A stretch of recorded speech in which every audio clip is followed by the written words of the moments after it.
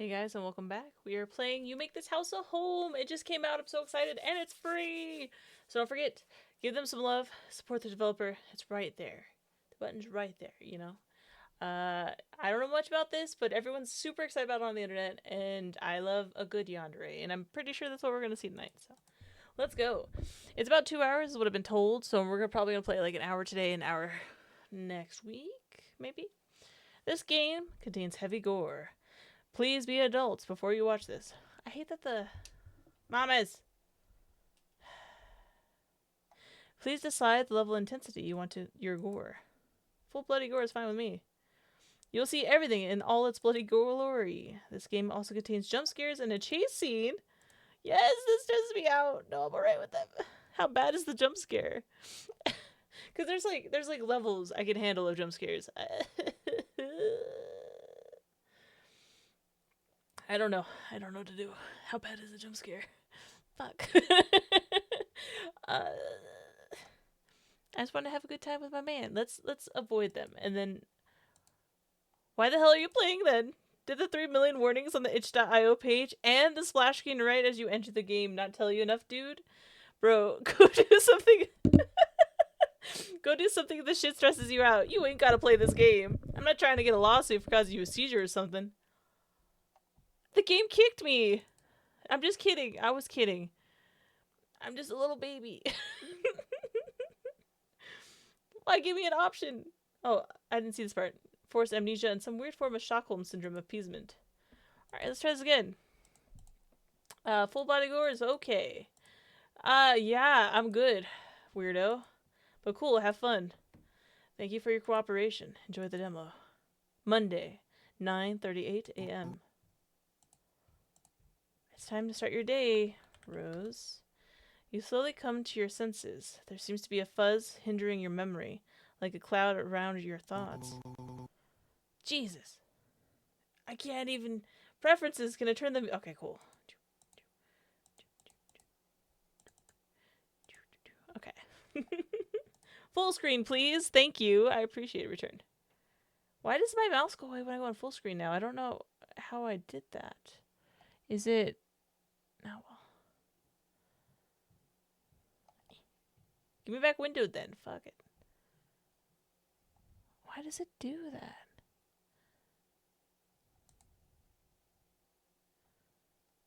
Is it. Am I the problem? Maybe. Return. Come on, Rose. I've let you sleep in enough. You slowly open your eyes and suppress a noise of alarm as you're met with a tall, pale figure with dark clothes and jet black hair gazing down at you. There you are, honey. We're already running a little behind. You are extremely confused, anxiously scanning the strange yet oddly familiar room. I'm sure you have a lot of questions. I can answer them all at breakfast, okay? Forced to listen to this man, you hesitantly nod, earning a toothy grin from him before he slips out of the room. Stay as calm as you can. Everything's okay. We're tough. We can handle a chase scene and jump scares. Who's to say, You close your eyes and take some deep breaths, opening them again when you feel ready enough to face whatever was downstairs. You get out of your bed, your feet leading you towards the bathroom of your room. You had no idea that was in there, yet it was like a muscle memory. Looking in the mirror, you feel a bit more at ease. You look at yourself deeply in the mirror. You know it's your face, but it feels wrong somehow. I am feminine presenting. You'll be referred to as she, her. As freshening up a bit and feeling much steadier, you head downstairs.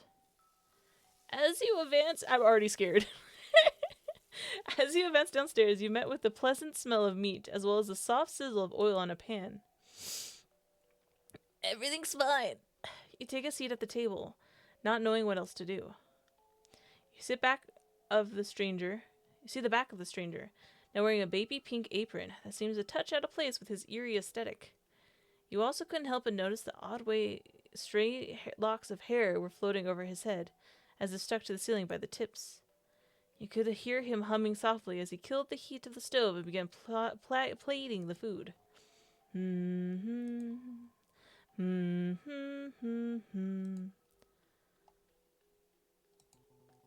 Good morning, Rose.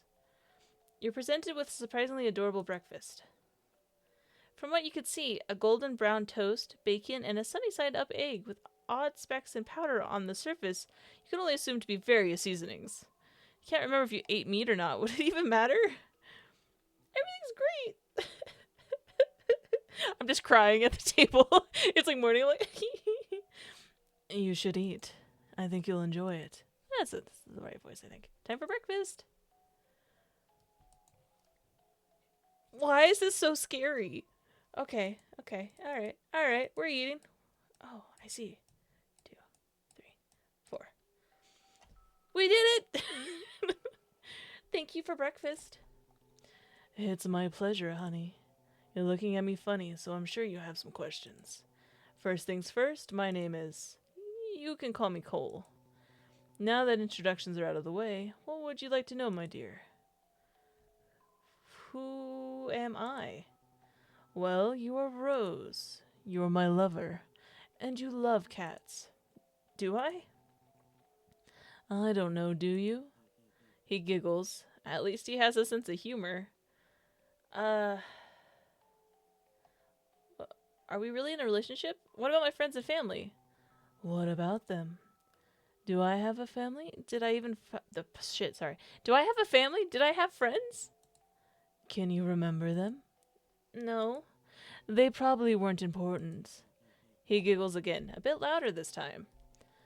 I thought of that one last night. Pretty good, right? We have a comedian on our hands. You were not so amused. He glances at you at empty plate, as if double-checking that you ate it all. Would you look at that? You're all done with breakfast. He took the plate from in front of you, placing it in the sink and running the water. You're free to roam around the house and explore if you want. You stand from the table, feeling a little less uneasy now that you have food in your system, and your most pressing question somewhat answered. We'll stay put. Maybe it was best to keep an eye on Cole. After all, you weren't completely comfortable around him. You look around, seeing a modest living room right beside the kitchen. The severe lack of walls was kind of unsettling. If you look around at any point in the house, you can see everything with little to no obstruction. You spot a hallway beside the staircase that leads upstairs. Maybe it's best to leave it alone for now. You walk towards the couch in the living room, taking a seat and waiting. After a few moments, Cole finally emerges from the kitchen, immediately peeking into the hallway next to the stairs. He scanned the hall a little confused before his eyes land on you, sitting peacefully on the couch of the living room behind him. He smiles, pleasantly surprised that you stayed close by. Alright, he's not that scary, but the apron being real is really scary, and I don't know what it is. It's just like, oh my god, I'm a little afraid. Hi. Not gonna lie, I thought you were gonna try and escape. I just want to chat a little more, if that's alright. Cole visibly lit up. Of course, anything you want. Sorry, I can't read apparently. Cole walks back into the kitchen, then returns with the pink apron folded neatly in his arms. He sets it down on the bare coffee table, giving you his undivided attention. What are you curious about, my dear? How did we meet? He hummed thoughtfully for a moment. It was at a bar, somewhere downtown. I went with my friends that day, but when I saw you, you were scared. There was a person following you all night, so you came to me and asked if I could pretend to be someone you knew. That's it? It was a strangely normal way to meet someone, given the circumstances. Well, I saw you around a few more times after that. Grocery store, cafe, antique shop. Antique shop? That's a little unconventional. Yeah, well, it was there. I finally got your number, and we started talking. He gazed at you with a sadness and longing of someone reminiscing fond memories. Did you go out into public looking like that? Dude, our neighbor's dog barked and it scared me. He gestured vaguely to his appearance, heavy on the odd behavior of his hair. Oh, goodness, no, no, no. Have a little more faith in me, honey. Gosh. No, this look, shall I say, isn't really what I look like. You look at him weird. What does that even mean? I don't know how to explain this. There are, instances where I look more normal. And you don't in your own house? No. What an awkward mess. It was strangely endearing. There are photos around the house of what I typically look like when I went out. I don't try so hard with my appearance anymore now that I don't go outside. Why not? Well, I need to take care of you. I can't exactly leave you alone now, can I? I guess not. At those words, something buried under the fog in your brain flickered, like a piece of the past was trying to make itself known again. Can I ask something else? You pause, almost unsure if you should say it. Did you do anything specific to maintain your outside appearance? Cole's expression dropped immediately. His eyes widened as his pupils shrank and the little color he had in his face drained. Oh, I'm so scared. I'm so scared. Oh, would you look at the time? We should have lunch. You opened your mouth to say something, but you sat in the chair once more. Oh, all right. Monday, 1:30 p.m. You are just so cute. You're presented with a normal-looking sandwich. From what you could see, 2 slices of bread, lettuce, tomatoes, lunch meat, and cheese. Nothing seems too out of the ordinary. You should eat. Time for lunch. Nom. Nom. Nom. Oh, he says good when we do it. Funny. Nom. Lunch finished. There was an odd aftertaste in your mouth, a little bitter. What's on your mind, honey? He lets out a soft sigh, glancing down at your empty plate as if double-checking that you ate it all. Why does he do that? Why is it so important for you to finish all your food? Well, looks like we're all done here. Okay. He took the plate from in front of you, placing it in the sink and running the water, just as he had before. Safe to assume you were free to do with what you wanted again. Stand there for a moment, unsure of what to do next. Downstairs? You look around, seeing a modest living room right beside the kitchen. The severe lack of walls was kind of unsettling. If you looked around at any point in the house, you could see everything with little to no obstruction.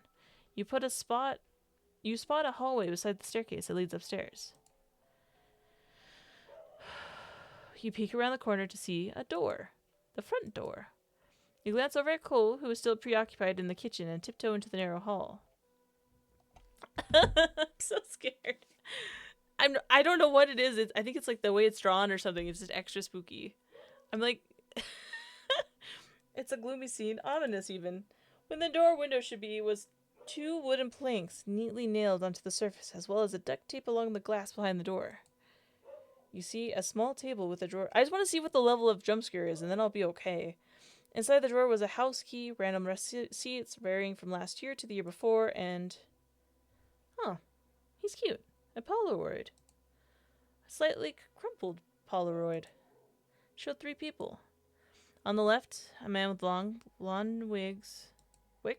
On the right, a woman with sparkling ginger hair. And in the middle, a man with silky black hair, with a familiar shit-eating grin. Cole? No way this was the same guy as the one in the kitchen right now. The guy actually looked good. Normal. Human. What happened? I'm so fucking scared. You put down the photo and the other various items back into the drawer before creeping closer to the front door. We're gonna get jump scared so hard. You stare at it blankly for a moment. You could leave. Would it even be worth it? You don't know anything about the world anymore. No family, no friends. I'm gonna stay. You sigh. I think it's also my screen's huge. Shaking your head. It's not worth the risk. You were perfectly safe where you were. That's for the most part. You turn around, jolting at the sight of Cole peeking from behind a corner, as if watching to see what you'd do. He flashed a grateful smile before returning to the kitchen, clearly pleased with your choice. Creep. Maybe it was best to keep an eye on Cole. After all, you weren't completely comfortable around him. You walk towards a couch in the living room, taking a seat and waiting. After a few moments, Cole finally emerges from the kitchen. He smiles, pleasantly surprised that you stayed close by. Hi. Not gonna lie, thought you were gonna try to leave. Any reason you decided not to? Why did you want me to leave? He averted my gaze. No, never that. It's just on rare days you don't immediately go to the door. Rare?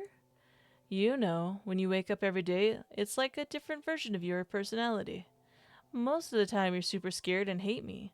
Sometimes you're super kind and understanding. 8 times out of 10, you end up wanting to leave me, you know? I guess. I just want to chat a little more if that's all right. Cole visibly lit up. Of course, anything you want. Cole walks back into the kitchen, then returns with the pink apron folded neatly in his arms. He set it down on the bare coffee table, giving you his undivided attention. Why do you have that apron?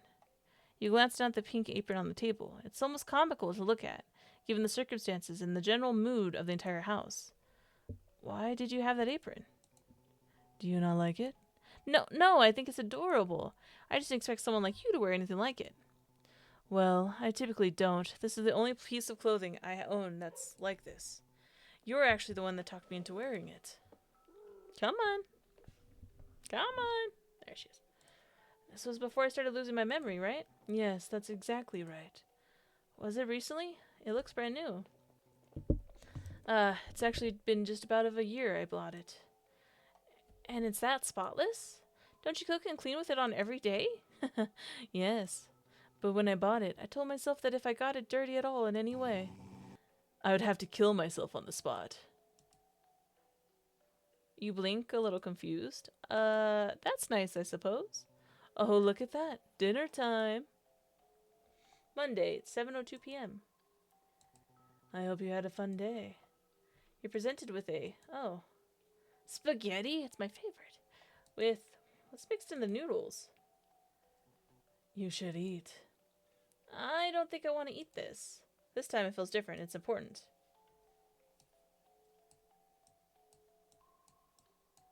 Dinner finished. There were conflicting textures, like you were eating something still alive. Made you feel sick to your stomach. Anything new, honey? Who are the people in the picture? They were people that we're close with. He replied softly, examining your expression closely. Do you recognize anyone in the picture? Only you. But just barely. You really did look different. I was handsome, right?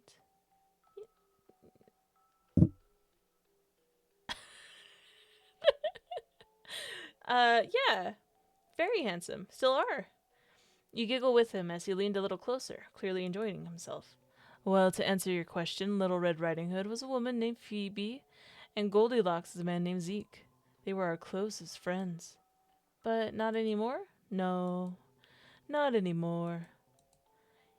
He picks up the plate, disregarding the strange nature of the meal as he stands to put it in the sink.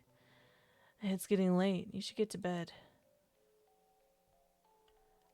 You want to lay down with me? Just until I fall asleep? There's a brief pause before Cole squeaks out a strangled noise. Really? You're okay with that? You nod, giving him the green light. Oh my god! That's so cute! Cole hesitates. Sorry, I have to do the screen. For only a moment before laying on the mattress beside you. He was on the very edge of the bed, keeping a respectful distance from you with his hands folded carefully in front of him. He looked like even breathing near you wrong would be a cardinal sin on his part. Sweet dreams, my love. His voice is soft, almost reverent. You feel as the fingers brush your arm, a fleeting, gentle touch before sleep pulls you under. What? Oh, okay. You and Cole are wandering through a small weekend market. I'm sorry I'm such a chicken. Stalls crowded with handmade goods and the lazy chatter of people enjoying the sun. He's carrying a tote bag while you're carrying nothing but the easy weight of a morning with nowhere urgent to be. Look at this one. He points at a stall full of novelty aprons, florals, stripes, and one that is so pink it seems to glow. Oh, God. It's hideous. I love it. You laugh, stepping closer to touch the frilly design. He plucks the pink apron off the rack and holds it up like a keep. Imagine me in this? Please don't. He grins, then on a sudden impulse, slips the apron over his head and ties the strings behind him, making a show of purposely accentuating his waist. Ta-da! Domestic god. You can't help but the smile that spreads across your face. He looks ridiculous, somehow adorable. You look like you're about to host a baking show. Would you watch? Only if you promise to let me eat whatever you make. He leans in, apron rustling, eyes bright and teasing. Of course, anything for you. The words land softer than the joke. For a second, the market noise fades. The world narrows to the two of you, and the ridiculous pink fabric between you. You'd wear that just because I said it was cute? If you say it's cute, I'd wear anything. You tilt your head, smile slipping into something warmer. Then wear it at home. I want to see you in it when we make dinner tonight. Cole freezes, the playful mask falling away for a heartbeat. Really? Really, all domestic-like. He laughs, but there's a softness in his eyes that makes your chest ache. All right, if you want me to wear it, I'll buy it. He hands the apron to the vendor with a decisive nod, paying without hesitation, as if the purchase was already sealed between you. Consider it a promise. You open your mouth to respond, but the stall begins to melt. The chatter of other shoppers distorts. Cole's smile lingers, but the edges blur, smear, melt into darkness. I'm so fucking scared. Ah. Rise and shine.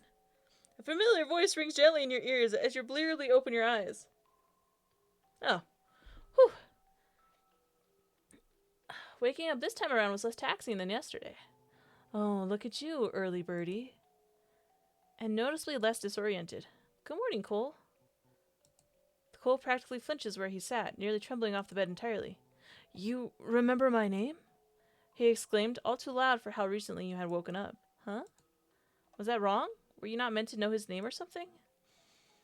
At your confusion, whatever that was, Cole frantically looks around the room, as if the walls themselves were listening on something not allowed. It's nothing. Come down for breakfast when you're ready. He said slowly as he got up from the bed, gently clicking the door shut behind him as he left. You head downstairs for breakfast, still shaking off last night's traces of sleep and confusion from Cole's reaction. As you advance downstairs, you're met with the familiar smell of bacon, eggs, and toast. Cole must be making the same thing as yesterday. You take a seat at the table, watching the back of Cole as he mechanically made breakfast. He says nothing this time as he sets down the toast. Makes you a little anxious hearing Cole this quiet. Breakfast passes quietly, the same as yesterday, save for Cole's light-hearted banter. He was gazing deeply into your eyes, as if trying to assess something. His face was completely blank. It was so unnerving. You have some time before lunch. Wait.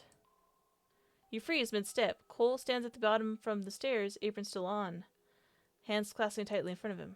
Can we talk before you wander off? His tone is gentle, and he's smiling like before, but there's a strange urgency behind it, like he's afraid you'll disappear if he looks away. Talk about what? Just this. You, today. He gestures towards the living room. Come sit with me for a bit, please. Sorry, I don't know how to keep my mic from doing that. You nod, unsure what else to do. Cole briefly ducks into the kitchen before returning with his apron neatly folded once more. You sit on the couch. Cole sits beside you after setting the apron down on the coffee table beside a stack of Polaroids, close but not touching. His posture is stiff, like he's rehearsing how to be normal. You remembered my name this morning. Yes? You're not supposed to do that. He says it quietly, almost like he's afraid of the words themselves. Is that bad? Yes. Well, no, it's wonderful. It's just unexpected. He fidgets with the hem of his winter sweater, twisting the fabric between his fingers. He looks away embarrassed. But today is different. You're not supposed to be different. Different how? I don't know. Your vibe is just different. He leans forward slightly, studying your face with unnerving intensity. It's nice. You look so happy. Please don't kill me, Mr. Stalker Man. But it's wrong. You shift uncomfortably. I want to be in the sequel. Cole, what exactly do you want to talk about? Everything. He says it too quickly. I mean, just whatever you want. I want to hear you talk. About what? Anything. Your thoughts? What do you think of the house? What do you think of me? He pauses, especially the last one. Why? Because I like hearing it. You sigh. You're being weirdly needy today. I'm your boyfriend. I'm allowed to be needy. Hearing the term boyfriend coming from someone you basically met yesterday felt odd, but for some reason it wasn't completely unwelcome. He shifts closer just an inch. Cole then takes your hand, the vast darkness of his skin nearly swallowing your fingers in his. Tell me something you remember. Cole murmurs softly, his voice low with reverberance. I don't remember much. But you remember my name. I guess that's stuck? It's not meant to. Nothing is. He laughs softly, almost breathlessly. It feels like progress, like maybe today will be better. Better than what? Than every day before today. He says it too quickly again. I don't want to ruin today. His fingers loosen their already gentle grip on yours, trailing down your palm. Can we just enjoy this morning? How? Talk to me. Ask me things. Let me be here with you. His voice softens. I miss you, even when you're right in front of me. Especially when your mind is usually so far away. I'll have to fix this later, but for now, I want you to be here with me. Ask about him. Tell me about you. Me? I'm not that interesting. Yeah, but you're basically still a stranger to me. Fair enough. So tell me something real. Something real. He thinks for a long moment. I like when you say my name. That's not what I meant. It's what I meant. He leans closer, the few stray strands of hair in front of his face swaying slightly as he turned your hand around in his. But I guess we could go over the first date questions, if you really want. Let's see. My favorite color is red. I like how passionate it looks and how much emotion can vary through it. My favorite animals are bugs, the really creepy crawly ones. The ones that maybe an average person would be disgusted at. My favorite season is wintertime, but I hate being cold. When he stops talking, a calm silence drifted between you. To think that at some point these were things you about him that you knew by heart. Thank you, Cole, he smiled. Anytime. The house. How long have we lived here? You moved in a few months ago. I've been here since I was 19. Why this house? Honestly, I just chose a place far from my parents, but close to my friends. Did you not have a good relationship with your parents? No. He responds dryly, all fondness in his tone shriveled. Makes you wonder if his parents were monsters, too? But living on my own turned out to be just as bad. This place is too big for one person, and it got lonely whenever my friends couldn't hang out. But then I met you. His hands were fidgeting with yours now. It felt like he did this often once upon a time. You make this house a home. Dots. Cole, what happened to me? He freezes. Nothing. That's not an answer. I don't know what I can tell you. Then tell me what you can. Cole swallows hard. His grip on your hand loosens, then tightens again like he's afraid you'll pull away. You got sick. Real sick. And I didn't know what to do. Sick how? He shakes his head, eyes drooping to your jointed hands. You were dizzy, confused. You kept forgetting things. I thought it was stress or exhaustion, or I should have taken you to a hospital. I know that now. Why didn't you? His breath catches. Because you begged me not to. The room feels suddenly smaller. I did? He nods slowly, like he wasn't sure of what he was saying either. I was trying to respect that. I thought I was helping. Silence settles between you, heavy but not hostile. The conversation lingers in the air long after it ends. You're not sure if you feel closer with him or further away. Either way, the day moves on. I'm so scared. I'm tired because I'm worn out. You're presented with another normal-looking sandwich. Alright, all the same. Once you were finished, the same bitter aftertaste lingered in your mouth. So? Nothing? Cole blinked, a little confused. Nothing? At all? Yeah. I see. He eyed your empty plate as always. Then he took the plate from in front of you, placing it in the sink and running the water, just as he had before. This time you could do what you wanted, right? Stay and ask questions. You were a little bored. You couldn't think of anywhere else to look. He noticed you immediately. Need something, my dear? Just felt like talking a bit more. He smiled brightly, clearly pleased. Then I'm more than happy to indulge you. Do you have any questions? Why do you love me? He looks a bit surprised at that question, not entirely expecting you to say that. He hummed softly, eyes drifting to the sink as he pondered how to verbalize the sheer weight of what he felt for you. Would it be shallow to say because you're human? I was initially drawn to you with a general attraction. Regular human stuff. He paused, fingers stilling in the soapy water. But then you made the attempt to really get to know me. His voice softened, almost reverent. You made me feel real. You don't know how rare that is for someone like me. He let out a quiet breath, almost a laugh. I love you for you. I mean that. Do you miss going outside? He paused mid-scrub, shoulders tensing just slightly. Outside is complicated. People would stare, they'd judge and ask questions. But with you, I didn't mind it as much. So yes, I miss it, but not as much as I miss you. What's your full name? He paused thoughtfully. My full name? It's been a long time since I've said it out loud. Cole is low-key more comforting to hear. But if you really want to know, Sarkolin. My full name is Kwang Sarkolin. That's all. A comfortable silence falls between you two. He gently dries the singular dish, opening a cabinet to neatly tuck it away. Well, looks like that's it for now, my love. He hummed softly. Took that as your cue to leave. You decide to take a look upstairs. I don't want to be upstairs! Okay, the second floor itself is modest yet again, and very simple, with only 3 doors that you could see, yet again. One was your room, one with wooden boards over it, and another tucked away and locked tightly. You could only assume this was Cole's room. The boarded room, I guess?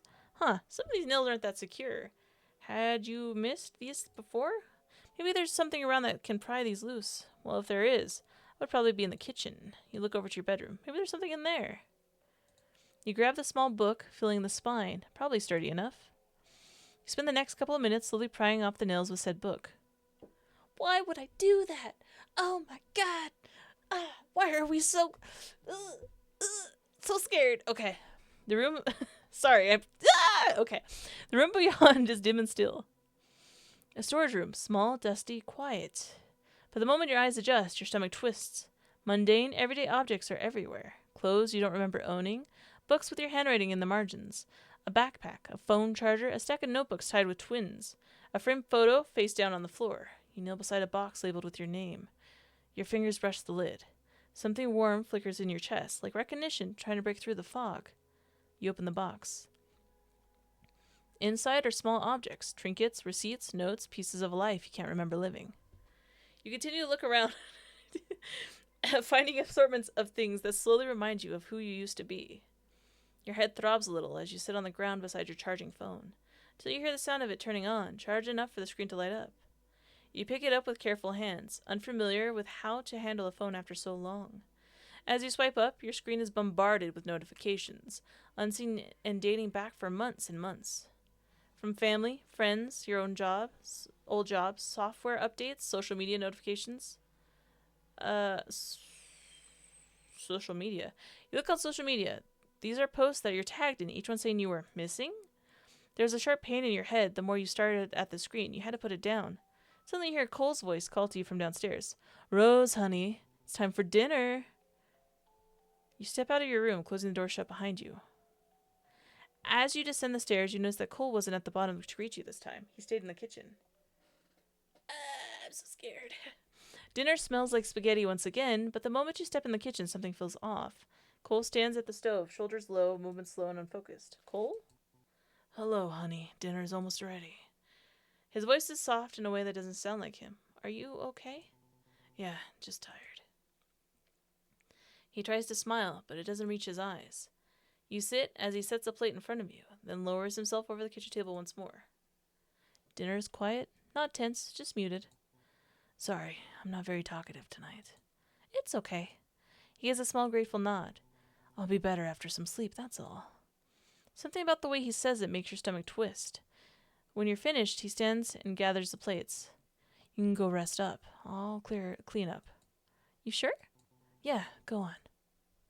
He turns back to the sink, the soft clatter of dishes echoing through the dim kitchen. You watch him for a moment longer. Something is wrong. He just won't say what.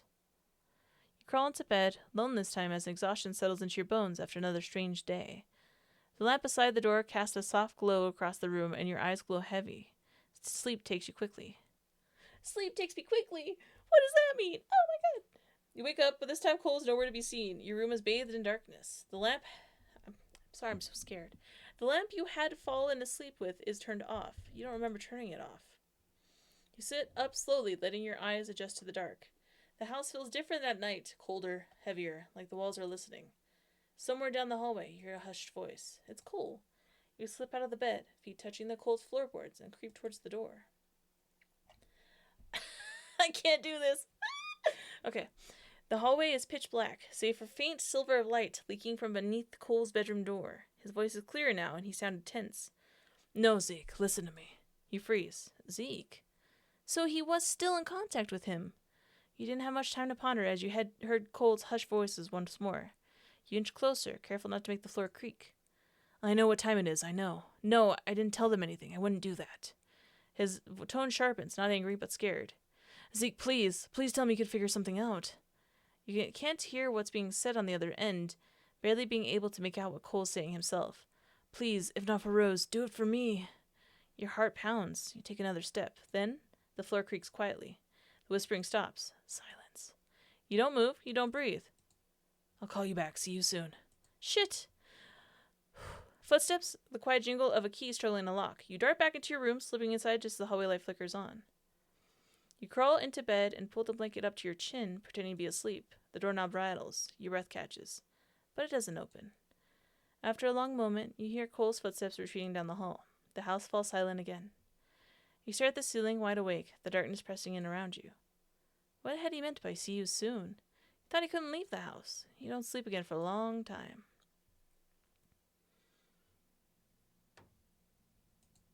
Bang. You wake up to a start, and you immediately plunge into a state of panic. Bang. Bang. There was this disturbing sound of blunt frost hitting the wall every now and then. But aside from that, you quickly came to the realization that you couldn't move your fingers. What the fuck? Your hands are taped up. You can't move them anymore. You try to struggle against the tight bindings to no avail. I'm so scared! Bang. Bang. Bang! You flinch at the sound of harsh banging coming from the hallway. You struggle to sit up, the sticky bits of the messy tape job catching on the fabric as you slid your feet off the side of the bed. There is a brief pause in the banging as the shuffling of your feet on the floor as your bedroom before a rush of footsteps approach your door. Fuck. You instinctively take a step backwards, your palm helplessly at the round doorknob, unable to use your dexterity to open the door. This is the jump scare, this is it. I can feel it. He slams the door open, busting in with hammer in his hands and a wild look in his eyes. Good morning, Rose. You step backwards further. The back of your knees blush against your bed once more at the sight of the figure you had familiarized yourself with looming past your doorframe with the hammer in hand. He glanced down at the tool in his grasp, his dark fingers wrapping around the handle far too comfortable for your liking. He smiled slowly. Oh my god. He's so cute. Tucking the hammer beside his back, the instability in his eyes glinting unnervingly. I was just about to finish anyways, honey. He suddenly crowds you onto the bed, leaning down with the hammer and still at his back. Come on, I'll help you downstairs. He was so eager to take one of your bound hands in his, hastily leading you out of the room and downstairs. Cole looked happy to be the one in control of the situation. He was off, way off, so much so it was concerning. He smiled widely as he sat you down at your seat, scurrying to put the hammer down on the kitchen counter and hastily throwing up his apron before taking his place leaned over at the table. He plants his elbows aimed on the table, leaning in very, very close. His breath is uneven, his eyes bright with a kind of frantic relief. There, see, everything's fine now, just as it was. His voice is soft, but the softness feels stretched thin, like a thread pulled too tight. Why were you using a hammer? What were you doing? Fixing things. With a hammer? He laughs, a short, wheezy sound that doesn't match his expression. Well, yes, that's typically what hammers do, sweetheart. After all, you sure did a number on the storage room. Obviously he'd know. Crap. You hadn't covered up your tracks, but a part of you hoped Cole wouldn't get too suspicious. By the looks of his demeanor, he's less than impressed. I can only imagine what things you found in there. You're frozen. He knew. He definitely knew. But I guess it's my own fault. I never told you that you couldn't go in there, I suppose. Your stomach twists. Well, now you know. It's okay. I forgive you. His smile widens again. Let's have breakfast, okay? A good fresh start. He turns back to the counter, humming under his breath the same melody from the past 2 days. You watch him move around the kitchen. He isn't cooking bacon or eggs like usual. Instead, he reaches for a box of cereal in the cabinet under the silverware. Cereal? Mm-hmm. Something simple. Something easy on your stomach. He pours the cereal into a bowl, adds milk, and stirs it with a spoon, all casual-like. Then he brings the bowl to the table. He sets it down in front of you with a bright, expectant smile. Cole, I can't eat this. My hands... He cuts you off with a soft laugh. I know. That's why I made something I can feed you. You tense up. He'd even taken the freedom to feed yourself from him. You had completely shattered his trust. Now everything was under his control again. He scoops up spoons of cereal, holding up to you with a tenderness that feels horribly out of place as he held the spoon to your mouth. Open up, sweetheart. Why cereal? You never make cereal. His eyes narrow a bit. Question time is over, honey. He nudges the spoon towards your mouth again. Eat. You hesitate, then open your mouth. He beams. Good. Good job. He feeds you slowly, spoonful by spoonful, watching your face with an intensity that makes your skin prickle. His eyes follow every swallow, tracing the curve of your throat as he continues to smile approvingly. See, this is nice, just us. No running around, no secrets. Cole, shh, eat first, talk after. He scoops another spoonful, bringing it to your lips. You can't tell if he's trying to comfort you or keep you quiet. He scoops another spoonful, but his hands trembles. Just barely, you almost miss it. Keep eating. You open your mouth, accepting the next bite. I know this is scary. You're being very brave. He sets the bowl aside once the cereal he had poured was gone, brushing your hair with gentle fingers. You know I love you, right? I will always take care of you. Cole cleared the table with a giddy feeling about him. He set the bowl and spoon in the sink. Clearly he was delighted, even as he spoke. And please don't try to undo the tape. Cole chirped, his voice suddenly airy. His eyes flicked down to your taped fingers, the adhesive stark and ugly against your skin. If I find you've been picking at that tape, or trying to wriggle your way out of my care, we'll have to find something a bit more permanent than tape to keep those hands still. He beamed, the warning delivered with the same cadence one might use to tell a child not to touch a hot stove. It was the contrast that made the hair on your arm stand up. The genuine, radiating affection in his expression, paired with the implied threat of further restraint. He stepped back, humming that same haunting melody again. His apron now folded neatly and tucked away. Cole's grip on your arm was firm, a constant, a reminder that your orbit now centered entirely around him.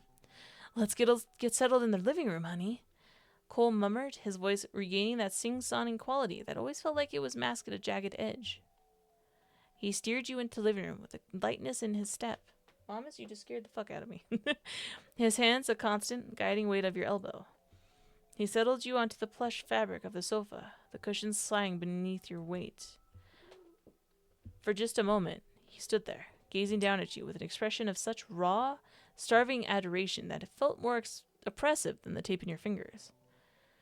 It's far too quiet in here, don't you think? He asked, tilting his head. A home needs a heartbeat, and this room is far too breathless. He leans in, pressing a quick, dry kiss to your cheek that left a lingering sensation of coldness. Stay right there. You can look around at things here, but please don't go anywhere. I'm going to find my record player. I believe I left it in the hall closet downstairs during the last spring cleaning. Some music will settle your nerves, and perhaps mine as well. We're going to save, and we're going to come back to this later, because I'm too freaked out. But that was you made this house a home, and it's pretty good. I'm just freaking out. It's kind of late too. We'll come back during the day, okay? So all the jump scares will give me during the day. But I love you guys. Thank you so much for watching. Goodbye.